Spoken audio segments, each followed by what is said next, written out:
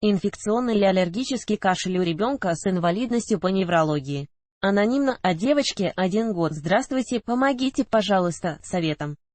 Дочери 5 лет, не говорит, имеем инвалидность по неврологии, пару недель назад начал появляться кашель. Начинался с суховатого, я стала применять отхаркивающие средства, линкас корень аэро, он сменился на влажный. Сильного беспокойства ребенку не доставляет.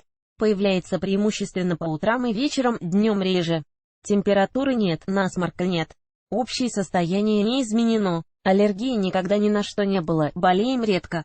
Подскажите, что нужно сделать, чтобы понять, какой природы кашель, аллергическая или же это велотекущая инфекция? Могу ли я дать ребенку препарат от аллергии и посмотреть, исчезнет ли кашель?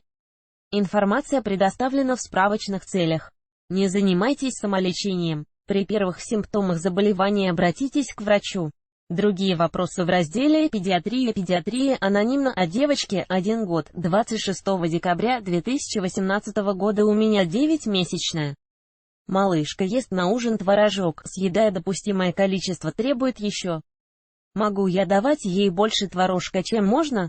Педиатрия анонимно о мальчике 1 год, 26 декабря 2018 года. Здравствуйте. Молочные смеси Энейлин Комфорт содержат пальмовый олеин, это пальмовое масло или что-то другое, что расщепляется и выводится. Спасибо. Педиатрия анонимно о девочке 4 года, 26 декабря 2018 года. Добрый вечер.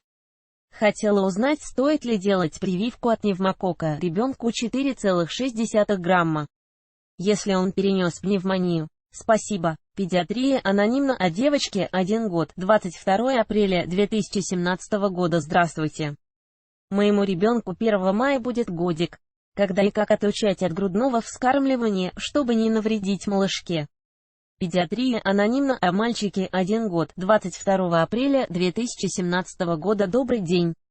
Моему сыну 4,5 года. Мы ходим в логопедический садик, так как у нас поставлен диагноз задержка речевого развития, гиперактивность. Были на приеме у психиатра, где нам назначили. Педиатрия анонимно о мальчике 1 год, 22 апреля 2017 года, ребенку 3-5 года. Температура 39,5. Есть ли установленный порог температуры, когда необходимо применять серьезные жаропонижающие? Педиатрия анонимно о девочке 1 год, 11 апреля 2017 года. Здравствуйте, доктор. Ребенок долгое время пребывал на улице, говорил, что не замерз. Девочка 2,6 лет. Примерно 5 часов на температуре воздуха 15-18 градусов. На утро температура 38,9. Сбили и